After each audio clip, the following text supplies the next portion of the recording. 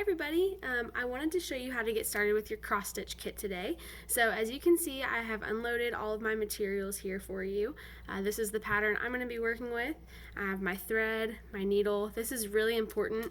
This is different than your typical needle because it actually has a dulled edge on it. So you'll want to make sure you keep that somewhere safe, either tucked inside some thread or some fabric. I have my fabric here. As you can see, that's really unique too. It's very porous and has lots of large holes in it. And I have my hoop and my instructions over here to the side. So I'm going to be walking you through the instructions that are given. And the first thing we have to do is get the fabric inside of the hoop. So what I want you to do is fold your fabric in half one way and do a really nice finger press here. And then fold it in half again. And do another finger press to get a really nice, crisp, clean corner right here, because that's going to help you mark the center. As you can see, when you open it back up, you have some pretty easy to see lines, and I'm even going to take a pencil and just kind of mark right in the center there. Okay. Next, you're going to want to make sure that your fabric hoop is loosened all the way. So turn it all the way to the left as far as it can go. You'll take your inner circle for your hoop, the part with no metal, and put it underneath. And the goal again is to get your center point of the fabric in the center of the circle. Once you feel comfortable about that, take the top part of the hoop and you're going to use some pressure to just pop it in place. Okay, you want this to be really tight and snug, so you're going to start to tighten here. I'm even going to have to lift it up just a little bit to get that in place.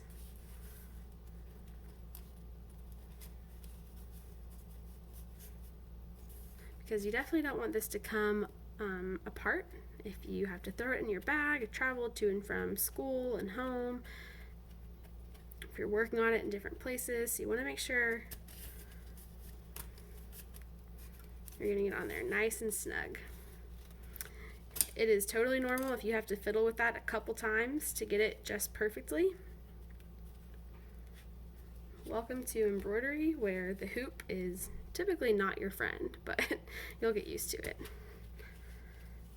Alright, so I feel much better about this hooping, and just for good measure, going to give it a nice turn to make sure it's not going to just fall apart while I'm stitching on it. So this is what you should have at this point. You can see it's nice and firm and snug. The fabric is tight, and that's going to help me get some really good stitches in there. The next thing that you're going to want to do is pick a thread color. So as you can see, you have some directions here, and you see all these different symbols that also represent the different fabric colors, or thread colors rather. So if you want to unhook all of these, then you can see the different colors. There's a key on here, so you can see that the light pink rose is going to be the plus sign. So that's what I'm going to look for on my guide here. Also, I noticed that one of the popular colors around the outside is the greens and pinks.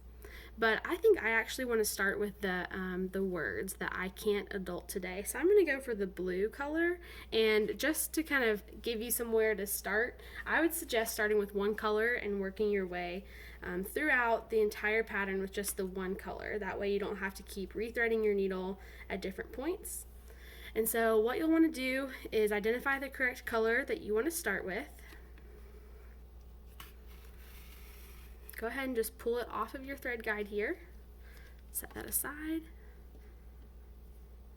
And you can see some of my thread is already starting to unravel. That's totally okay, because we're actually going to do that as well. So take your embroidery thread here, and you're actually going to unravel all the different pieces. So there should be about like 6 or 7 strands in here. You'll have to go slow as you pull this apart, or else you're going to have lots of tangles. As you can already see, I've started to get some.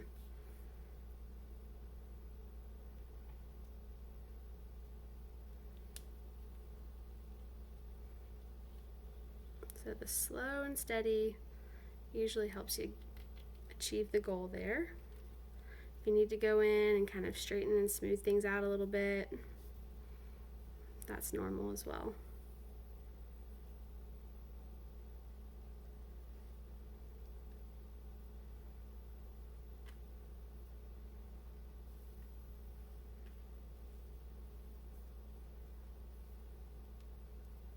And if you really get stuck and you just need to cut this piece of thread a little bit shorter so that you won't get tangles, that's fine too. I can tell the more I work with it, I'm starting to make a little progress, because we really don't need the entire thick skein of the embroidery thread. We just need a few of the little strands. So that's what we're trying to get at here. There we go. All right, and so now I'm down to about half of what I started with, and then you can even take those apart individually and set those aside as you get them.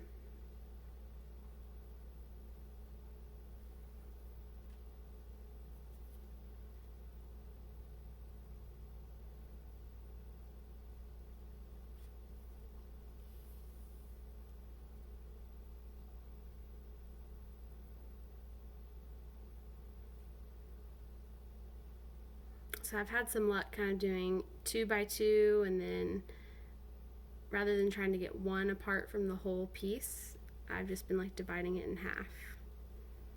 So first I went for 3 by 3, and then I split this one up into 2 by 2, seeming to be making some better progress here.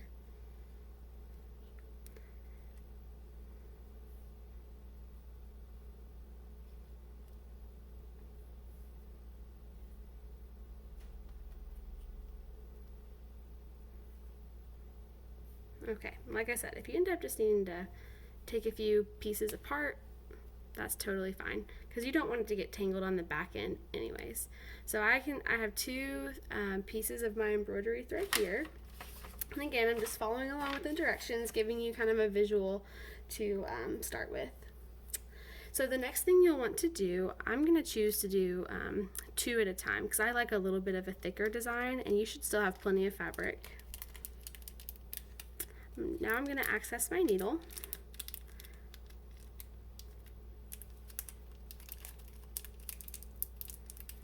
And again, it is okay if you notice your needle is dull on the end and rounded. That's fine. Hopefully you're not going to poke yourself as much as you did with hand sewing. Alright, and the way that we thread this is a little bit different as well. You're not going to do a double thread, so you are going to push one edge through the eye of the needle, which in your case should be a little bit bigger maybe than what you were working with before. Okay, and I'm just going to leave a little tail like that. Alright, so I'm not pulling it down. I'm not using that necklace method like I showed you guys for hand sewing, because this thread is already thicker, and because we're not like stitching 2 things together, we don't need it to be doubly secure.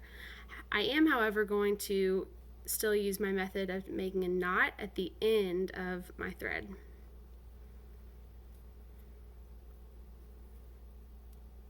Go ahead and double that just for good measure.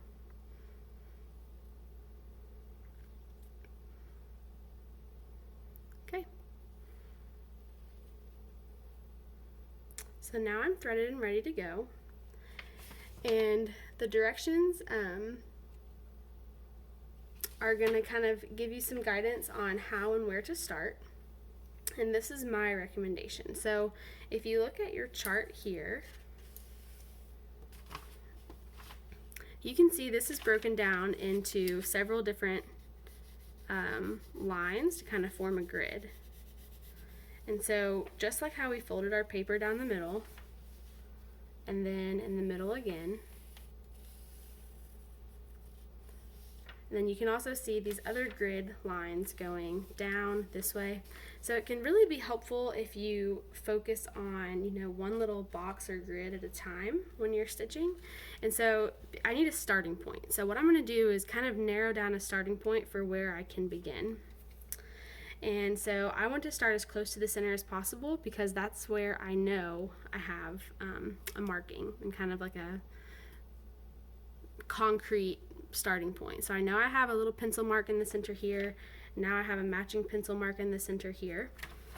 And what I want you to visualize is each of these little clear boxes are going to be where you put your stitches in. And so a box would be like, I'm trying to get this as close as possible for you. 1, 2, 3, 4. So that little box around my marking that I made, there's actually 4 holes surrounding it. And so each of those 4 holes represents a box on here.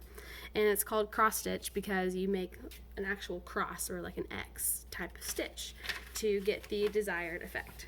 Now, for the letters, it says follow the arrows and the edges of the chart to the center of the design. This point matches the center of your fabric. Done that. Count 1 square to the right. Start here with the fuzzy little symbol like this to work with the teal blue cross stitch. Count carefully from the chart to your fabric. Work the remaining cross stitches. Refer to the key and color. All right. So I have my guide, I have my fabric, and I'm going to start, as weird as it might seem, I'm actually going to start with the letter U, okay? And so I can see here that I have my center point, and I'm actually going to move over to the right 1 block from my center point to begin. Now this is going to be a long video, so if you just need to take breaks and pause and make sure you get where you need to be, that is okay. Alright, so just like what we've learned in class, I'm going to hold with my supporting hand and then use my dominant hand to use my needle. And so I know I want to be about a space away from the center point. Hopefully you all can see that. So I'm like 1 little box away from the center point. And I'm going to use kind of the same tactic I did with the button, right, where we make an X. So I'm going to pull this through, and I'm going to pretend like I'm writing an X. So I start in the top left, naturally, and I go down to the bottom right of that box that I'm working in.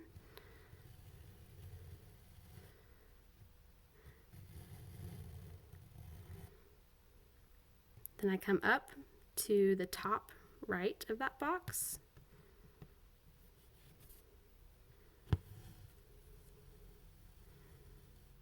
And then go down to the bottom left of the box. Now, I did what makes most sense for me for making my cross stitch. The important thing will just be your consistency. So every single time you want to make sure that your ending stitch, this one I did on top here, is always going the same direction. So from top right to bottom left. That'll be one of the really important parts, is that you're just keeping it consistent. All right, so back to my directions.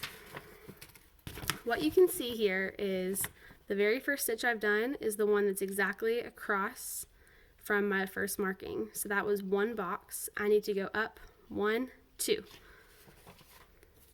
So I'm going to do the same thing 2 more times. So see how I'm jumping up?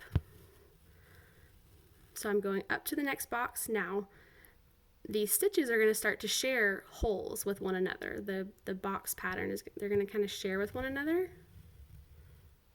There you go. Okay, so I'm using a hole that I've already used because these I want to be touching.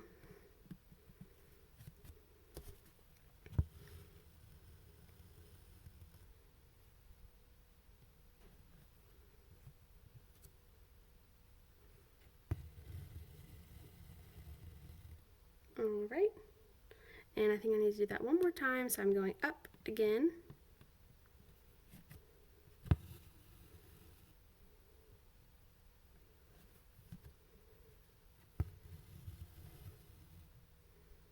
And then back to my top right.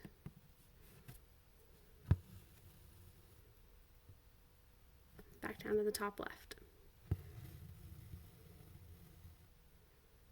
Alright, so I know I have my little starting points to my my letter U, 1, 2, 3, and then I can see that there's a little accent piece where I just am going to start at the top right. I'm going to jump over to pieces and just make kind of like an accent stitch to emphasize the lettering that we're doing. Okay, and what that looks like on my paper is just this right here. That little line is what I just did. So I'm going to continue to go and follow this, and since I've started in my letter U, I'm just going to continue following the directions for my letter U. Then I'll probably work my way to the L and T because it's so close. And just to kind of continue going in one direction. Then what I'll do next is start with my D and A and just kind of get this whole middle section done. From there, it will be a little easier for me to jump up and finish the first line and jump down, but you can see the importance of starting with the center point and working your way out. So that's what I would recommend for you guys, is starting with whatever color is closest to the center and kind of starting with a little section here. So don't forget to use your grids and kind of mark this up. Maybe you want to use a highlighter to mark out the parts that you've done so far. It can get really meticulous with just counting how many little spaces and stitches you have to do, but you'll start to get a knack for it and start to be able to visualize it easier. And your goal this week is to have about 25% of your cross stitch done. So in addition to getting it hooped and picking out your first color, I want you to get about 25% of this done. So for me, for this particular example, I would say a good goal would be to get my color blue most of the way done. All right, and you'll be responsible for taking a picture and uploading that as your daily work. All right, guys, I hope you all enjoy this cross stitch. It's really nice. You can do it as if you are a passenger in the car or while you're watching TV, just kind of something nice and simple to work on. Can't wait to see your all's progress as you continue to hone your hand sewing skills. Bye, everyone.